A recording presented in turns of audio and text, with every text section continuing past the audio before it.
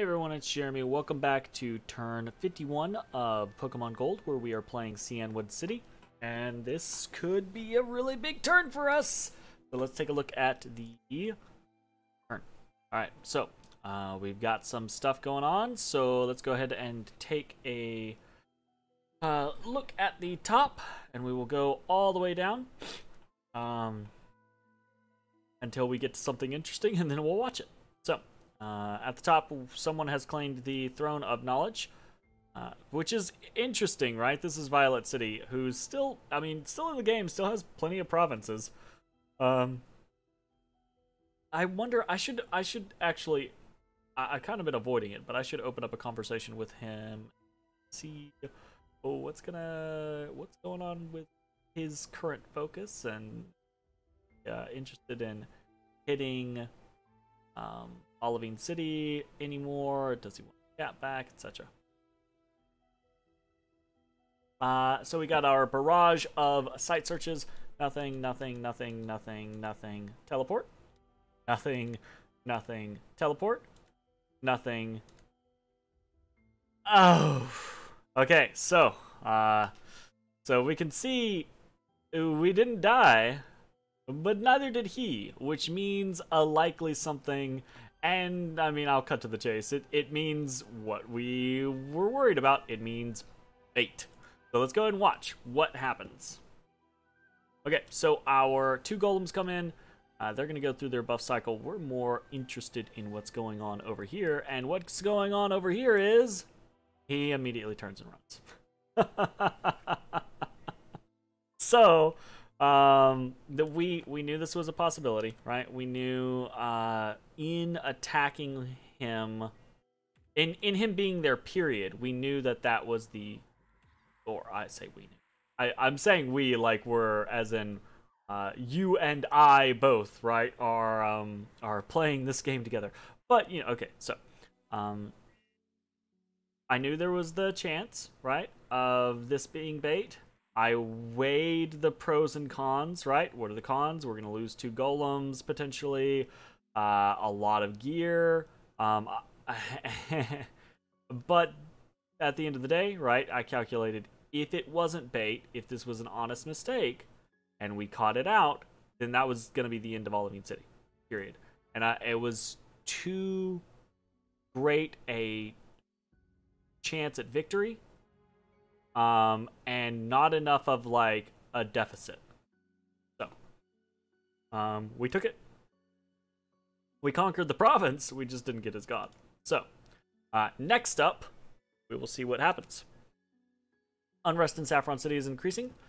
Lost a crippled unit, and we're gonna have a bunch of battles now. So we were beaten in Kratos, and actually I'm not even angry about this, because if you'll know, the Vaporeons, losing the Vaporeons suck, but we actually just lost a bunch of crap, right? Again, we go back to that scenario of losing these shaft units that I'm not actually using. Perfectly fine by me. So we lost in Kratos, lost in the Banded Hills.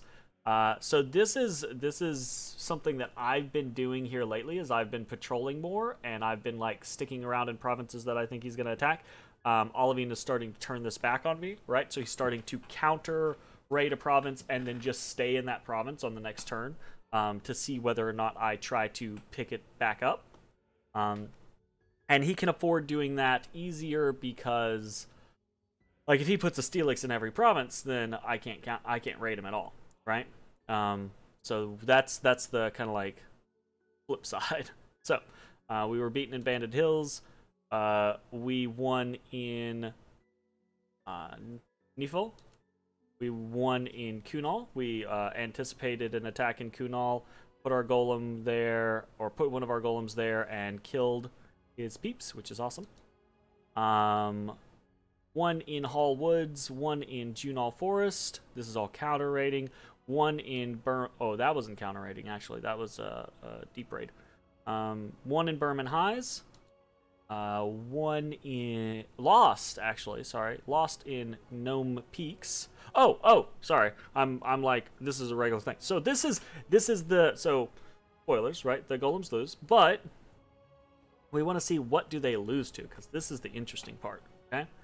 Because we basically, the assumption was if it was bait, then the golems were dead, right? Because if it was bait, then he obviously had a plan to deal with whatever I sent there, you know? But the question is what is the plan? What is he dealing, or how is he dealing with me? So we know what the golems do. Let's check out this lineup. So, we've got a couple of these guitarists, a handful of schoolgirls, and it looked like one other unit, this junior trainer, which looks like it's an Earth. Probably, I don't remember, honestly, but I'm assuming probably to, like, Earth Power and then Strength of Giants or something like that. But here's the really interesting thing, is the guitarists, like, loadout. Okay? Most of them have a very interesting set of gear. So you'll see most of them have a great sword of sharpness, right? And then most of them have these two items that I don't know off the top of my head. Many of them have a girdle of might, and some of them have some other miscellaneous items. But these are the two items that are really interesting, right? Is this Magnemite Mail and this Magnemite or Magneton Turbo Core. Okay, so let's check these out. Okay, this Magnemite Mail is crazy good. It's 10 cost air, 22 body protection, but no defense penalty, no encumbrance penalty, no map move penalty, nothing like that. Gives you 10 hit points, which is super amazing on the low health Pokemon trainers. That basically turns them into like decent thugs, because they have a much better chance of not getting one popped, basically. And then just nice buffs all around, right? Morale +2, strength +2, magic resistance +2. Magic resistance +2 actually takes them into the area where they're hard to deal with. 18 is decently high. It's not impossible, but it's decently high. Morale is still kind of low, right? Even with the +2. But it's still better. But that strength, right? Adding the strength on it. You get the Girdle of Might with +3 strength. You get the Magnemite Mail with the +2 strength. And then these guitarists, which normally do not hit very hard, even with a great sword of sharpness, are suddenly hitting pretty hard with an armor-piercing weapon. Okay, and then to top this all off, so this is a good item, right? This isn't a, it's maybe a little on the upside of items, right? It's not like I wouldn't say this item is immediately just like OP as shit, right?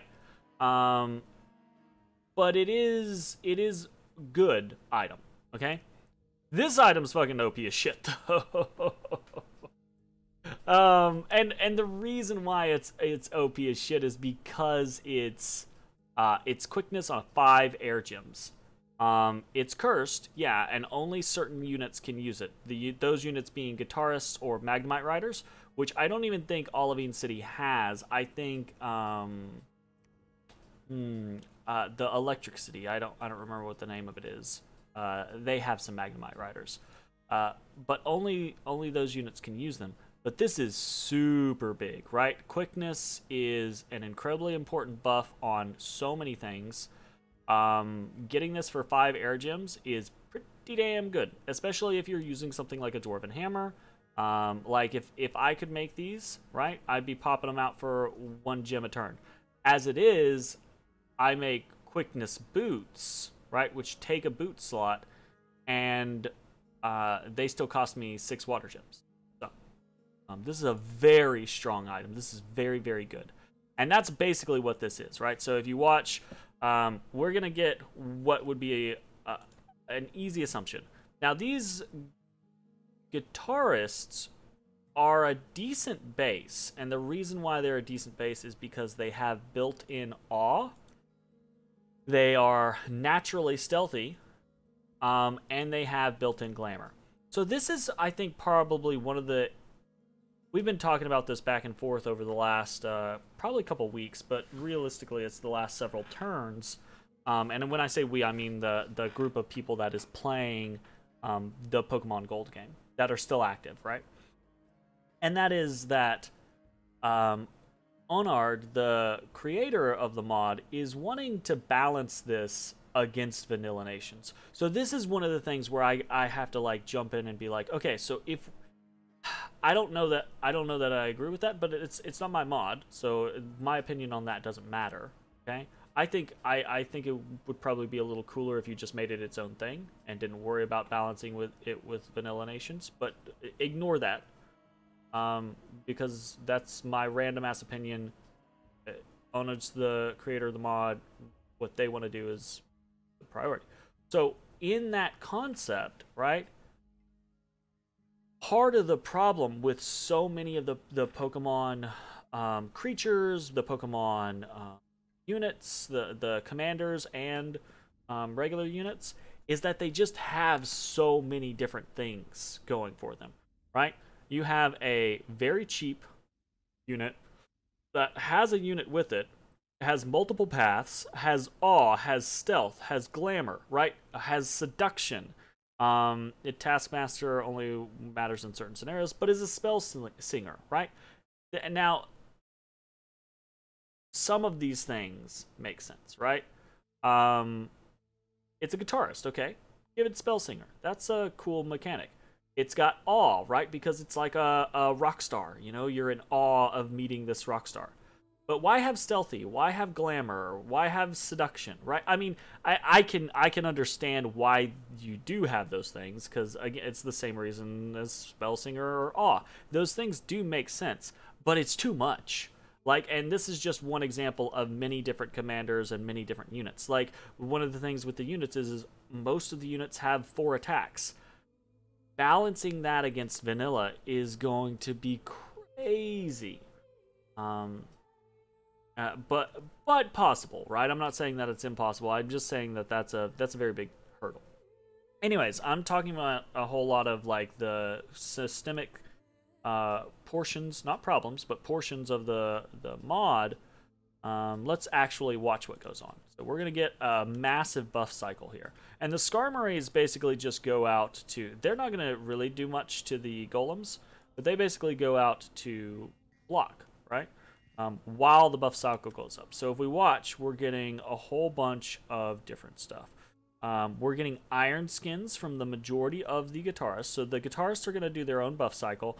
Basically what it boils down to is the guitarists are going to do their own buff cycle. The schoolgirls are going to do body ethereal, right? And then probably luck.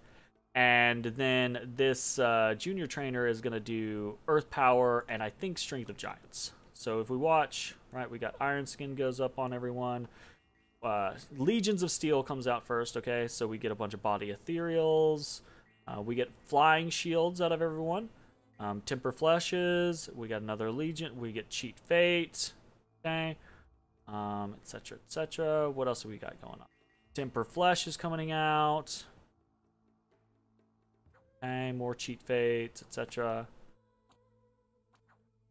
Flight. Ah, so the flight. Okay, so now all of the flights come out. And then I guess they're still on like other spellcasts because they bring out these fucking Magneton Juniors, I guess. And these things are actually like pretty good. So this is pretty interesting.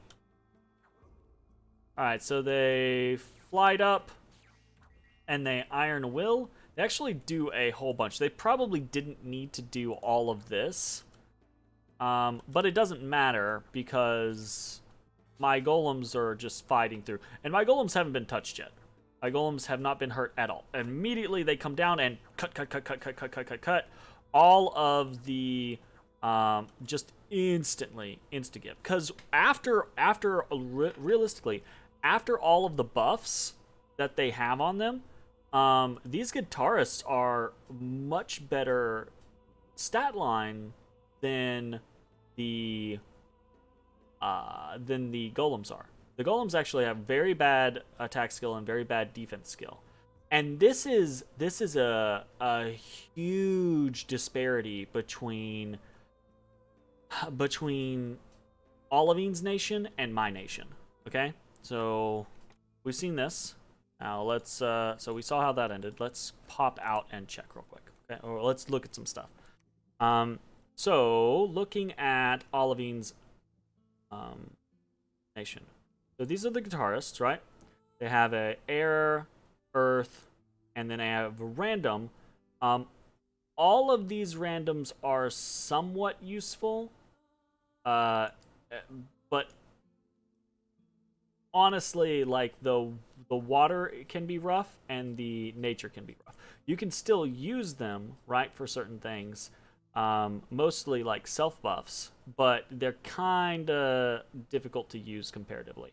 But the Earth 2s and Air 2s, super good, right? But regardless, this is a 3-level mage for 155 gold, 2 recruitment costs, and a very above average stat line. With, and this is, again, this is very important, with multiple different effects, right? With an awe effect, with a stealth effect, with a glamour effect, with a seduction, with a spell singer, okay? And these are decent buff paths, especially depending on what you get as a random. So this is a very good thug. This is like a Van Hurst style thug, right? This is a very good individual to put cheap gear on and just send them out, okay? That's very good. And we know how awesome the Steelixes are, etc., right?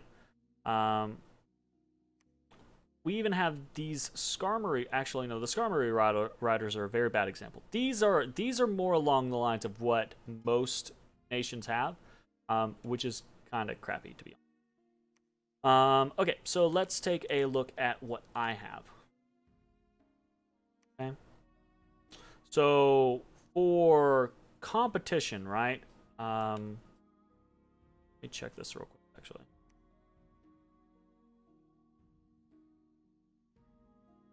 So for competition, we've got our comparable mage, right? Because well, I guess it might be the Battle Girl X, actually, right? So we've got basically 2 sets of comparable mages. We've got the just under where the guitarist is and just over where the guitarist is. So we've got Karatekas, which are Earth 1, and they have a random 100% random for something, 50% random for something. But they have Mundane Researcher and Forge bonus, right? They have no other unique abilities, and their stat line is slightly above average, but it's not a stat line that's gonna be crazy, right?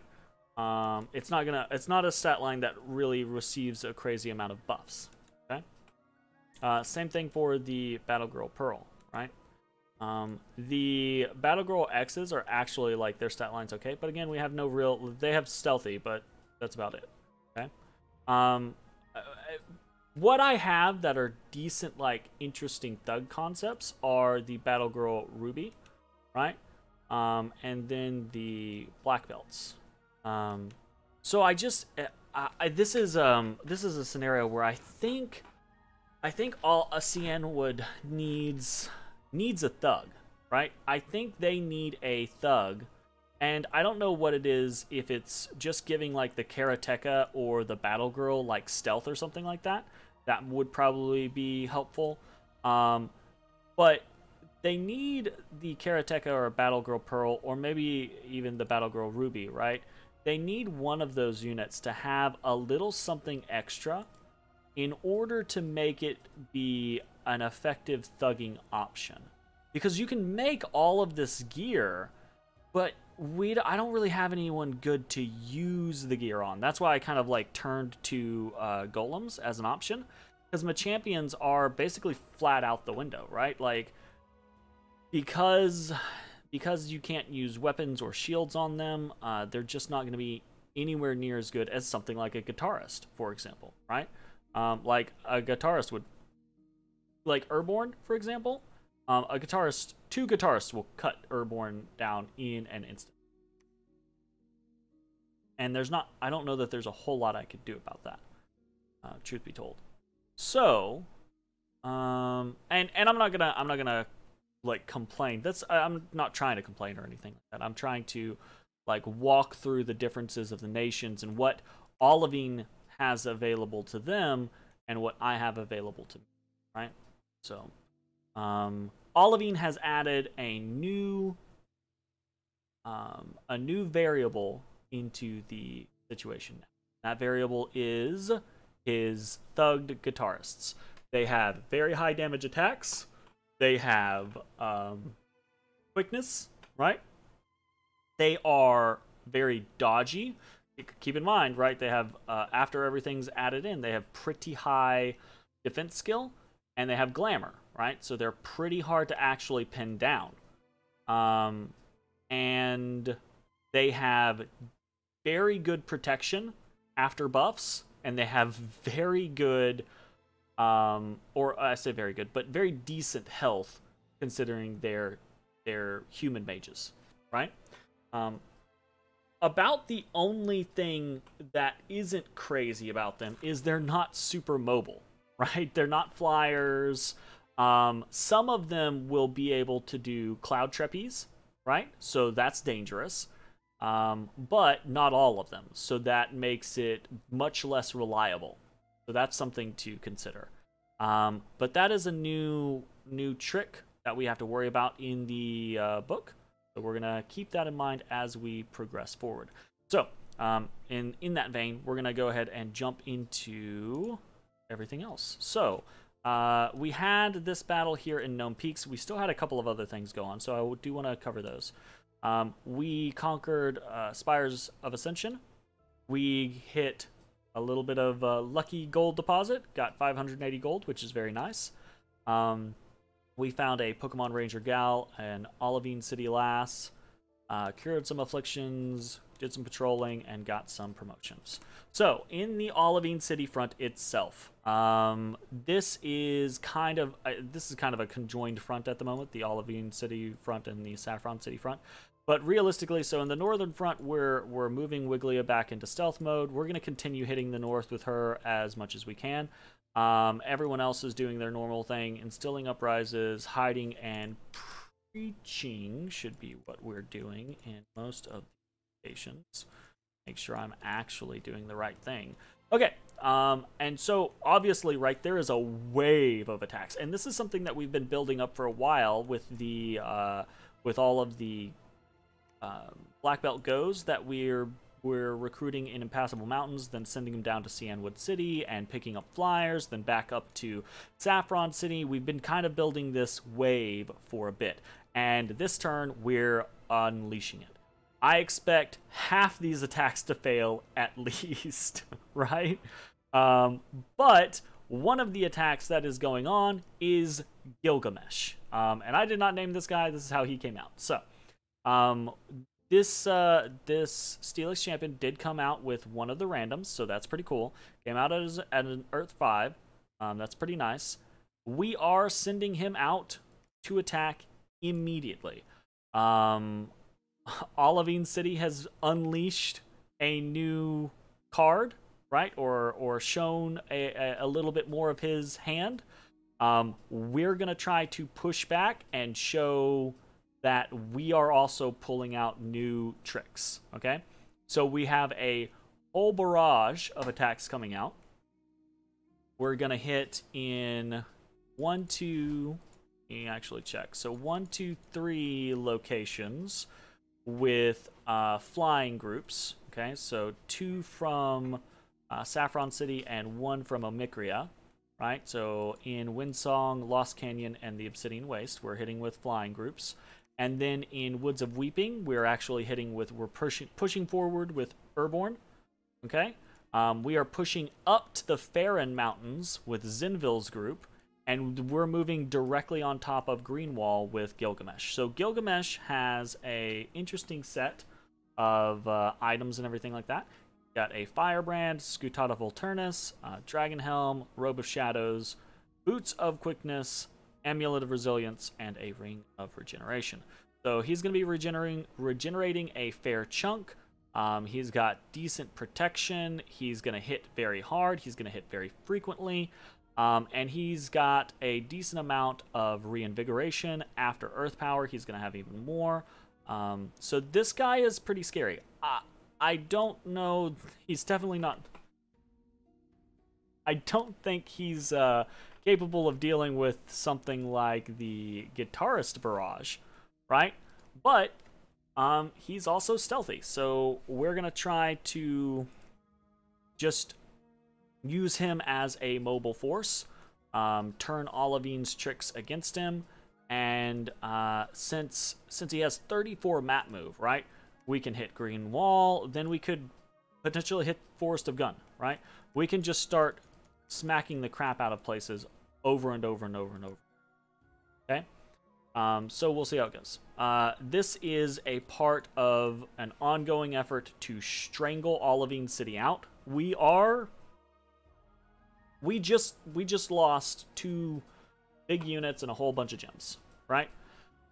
But I get 66 gems a turn, right? We lost I think Maras, who is the person playing Olivine. I think Maras said it was about 210 gems that I lost in that turn. It's actually significantly less. I say significantly less. It was a lot less because most of those items were forged with discounts, right? So all of the 5s were 1s, all of the 10s were 6s, etc., right? However, even with all those discounts, it was still a crap ton of gems to lose, included the cost for the golems themselves, which is 30 a pop, right? So absolutely, I lost a whole bunch of gems there, but I get a whole bunch of gems every turn, and it's more about, obviously your efficiency is super important, but what have I been getting since I have used, not lost, right, but since I have been using those gems? I have killed multiple Steelixes, right? I have crushed multiple little raiding, not Steelix champions, but multiple little raiding Steelix parties. I have pushed him back out of my territory and am now fighting him in his territory, right? So the loss hurts, but it's not like it'd be a different thing than, you know, like what might happen here in a couple turns. An example, you spend 100 gems to put up Earthblood Deepwell and it gets dispelled the very next turn, right? That type of thing, which we might be doing here in a couple turns. We'll see, right? But there's a very big difference in the efficiency of what we have gone through. This is hopefully gonna hurt them a lot. I am hoping. I think I'll win Farron Mountains. I think I'll win Greenwall initially. I think I'll win Weeping Woods. Any one of these 3 is a potential loss. Weeping Woods could be a potential. Any of these could be a potential, right? But this is an ongoing part of the plan to swing this back drastically. It's already, again, right in our favor. We had that scenario where Olivine was really hurting us for a while, but now we're starting to hurt them, and this is me trying to take that into overdrive. Okay, so that's what's going on in Saffron City. We're also getting another Steelix champion, so Robodan is sticking around in Saffron City. Gonna probably be here for a little while because I'm going to pump out Steelix champions. I might take, like I said, 1 or 2 of them while I build up options. I might take 1 or 2 of them and just send them out as fighting units. But eventually, I'm going to get a 5er or a 6er that I send almost immediately to Cyanwood City, and I kit that individual out as a ritual caster, and they get to cast Earthblood Deepwell. I am very specifically trying to store Earth Gems now. I'm building forging a bunch more equipment this turn, but I'm specifically trying to not forge even 1 gem items. I should have been doing this for a while. This is a problem that I have. I get so involved in things, and I'm like, oh, well, I can afford, you know, these 3 items. They're only 1 gem and 1 gem and maybe 6 gems. It's fine. You know, but I've got to cut that out for a couple turns, build up a little bank, and then I'm probably going to alchemize pretty heavily. Like, I'm probably going to alchemize close to 100 gems. The thing about it is it's pretty late in the game for me to just put up a... If I had rushed it, it would be a different thing, but it's pretty late in the game for me to put up a base Earthblood Deepwell. So if I want to keep it for more than a turn or 2, I'm definitely going to need to put some gems into it. So That's going to hurt. But again, it goes back to that concept of it's your income that counts more than your bank. Your bank is there to facilitate diversity, to facilitate the increase of your income, etc. Right? So I'm not super worried about it. I'm just, it's one of those things where I'm inherently like, about it, Okay, so moving on from Saffron City, we're not really doing much in Omicria. Moving over to Violet City, we're pulling Chuck back, right? The guitarists are here in Gnome Peaks. Again, he might have more to guitarists here. He might be able to magic phase Chuck in Spires of Ascension, actually. Yeah, so he might do that. If he does, that's going to be pretty rough. We will have to see how it goes. But it's also to the point in the game where losing Chuck sucks, but losing Chuck is no longer the end of the game for me. Losing Chuck is more of a morale hit than an actual problem in the game plan itself. But that doesn't mean we want to lose Chuck, so we're going to pull him back into Violet City. We're going to see how this wave goes here, and we're building more stuff, right? We're bringing more Black Belt Goes in. We've got another 2 over here, etc. So this is, even if we lose a bunch of them, this is not over. We're continuing to build up more and more of these armies, and we're gonna punch through and do as much damage as we can to Olivine City. Okay, so Chuck is on the minor retreat right now. We're gonna try to get him into Violet City and be safe. How that goes. Going down to Viridian City, in Three Pine Grove, we are going to try to build a fortress. Yazar is there. He's going to continue to patrol there. We have a Black Belt Go coming in to pick up all of these Charizards. My freaking mind just blanked. Pick up all these Charizards. And we're going to try to build a fort here. If we can get a fort going here, that'll be great. I would love to actually start being able to recruit the schoolgirls. That actually is very important. But we just haven't been able to do it for a long time. If we can get to the point to where we have 10, 20 schoolgirls, and we have the ability to kind of like outfit them with some minor equipment, basically, we can make very interesting, cheap communions for some things. There it goes. Nothing really happening in Kunal. You'll see in a lot of places, by the way. I'm patrolling Robodan here. I'm not patrolling anyone here, but I am patrolling with Tarbal in Kunal. Actually, I should probably change this because he's unlikely to hit Kunal again. Immediately. So we'll move and patrol into Omicria. Right? So we're just patrolling in a lot of places, trying to catch him out. We're patrolling in Viridian City, for example, right? We have the gangbang squad, the kill squad, and we're going to see if that works. We're recruiting a Battle Girl Pearl and a couple of white belts, and everything is going as per normal over here with their training. Okay. Moving back over to Cyanwood. So we've got a couple of different things. Falco, this Eevee summoner, basically, is coming down from Griffin Rock, and that's 100% what he is. I'm trying to get 5 Eevee summoners into Cyanwood. We're going to have them up and just summon 5 Eevees every freaking turn. Hopefully. Fingers crossed. Because we should be able to, right? So we have... for example, right, we have the Jolteon, we have the Vaporeon, we have the Glaceon, we have the Espeon, and we have the Leafeon, right?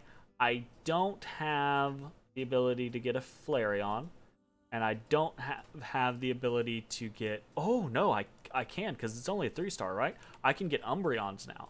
So I need 6. I need 6 commanders. So what I'm doing is every turn in Griffin Rock, I'm building a commander, a black belt commander, and I'm pulling them down to Cyanwood. So We'll see how that goes. And in Impassable Mountains, we're continuing to build all the Mareeps, etc., counter raiding, all that good stuff. And in Cyanwood City itself, we are finishing our recruitment on a champion. We're probably going to do a couple of these. Next turn, we're going to outfit Shy Call and just send him out a la Airborne style. Not because we think he's going to win, but because we think we can put very, very, very cheap equipment on him, and then we don't give a shit, right? We literally do not care after that point. It doesn't matter to us. So, we're going to do that. Not this turn, but next turn. So, we'll see how it goes. So, after that, we're going to probably do Machampions until we get another Holy 3 leader, right?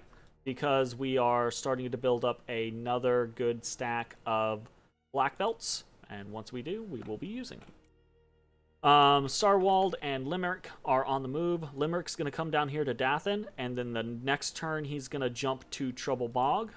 He can do that, right? I think he can do that. Yeah, he should be able to do that.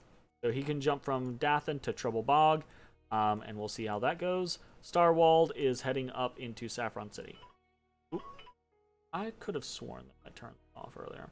Anyways, so what are we doing as far as like forging and stuff like that goes? We're getting Dragon Helm, Fireplate, Owlquill, Girdle of Might. No, I don't want a Girdle of Might. Girdle of Might. Girdle of Might is absolutely not the right item. Wait, I say it's not the right item, but I think it was absolutely the item I picked. Oh gosh. So I think we'll probably go for like Burning Pearls as other options. We'll do a Burning Pearl. Lightless Lantern. There should be an Owlquill up there. We're doing Boots of Quickness, right? Basically, we're setting up another kit for our next Steelix, or if we need to summon another Golem and get a Golem out there, right? But we're not doing I'm not making a weapon yet. I'm trying to figure out what I actually want to do as far as that goes. But we'll probably make that next turn. And then I'm making a Starshine Skullcap for the Golem that I have. This Golem, I want him to have access to being able to put on a hat and teleport if he needs to. That was a huge mistake on my own part, right? I should have invested in that originally. Had I done that, then this would not have been in any way, shape. It would have been a loss, sure, it would have been a defeat. But it would have been a defeat with 2 Starshine Skullcaps. It wouldn't have been a defeat with a crystal coin, which is literally double the price of a Starshine Skullcap. And it wouldn't have been a Ring of Sorcery, which is 6 Starshine Skullcaps. So, I'm gonna make sure that I have those types of investments in place going forward when I need to. That's the plan anyway. Okay, so I think that's pretty much it. That was a painful loss, but like we said last turn, right? Even if we lost, it was worth taking that risk. Because had we won, that would have been out of the world. We would have just trounced Olivine City after that. As it is, though, I'm not super worried. Don't mistake my confidence for arrogance, though. Okay? I'm not super worried about the loss. I'm not super worried about fighting Olivine.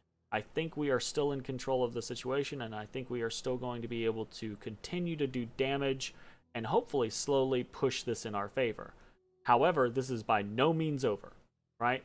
Olivine City has shown cleverness and a tenacity, and it's just Olivine City, right?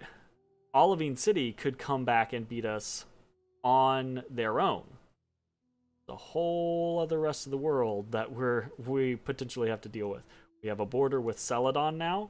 Celadon is the highest research. We're just barely behind them, right? Atlantis is pretty big. They have the second highest gem income. And I feel like we've been catty back and forth a little bit to each other, maybe. I'm not sure. So I might get stabbed in the back. Having a coastal capital is always feels sketchy to me. Always feels sketchy to me. I would love to get in the pond, and that is why recruitment-wise, right, we keep on sliding in these polywags, right?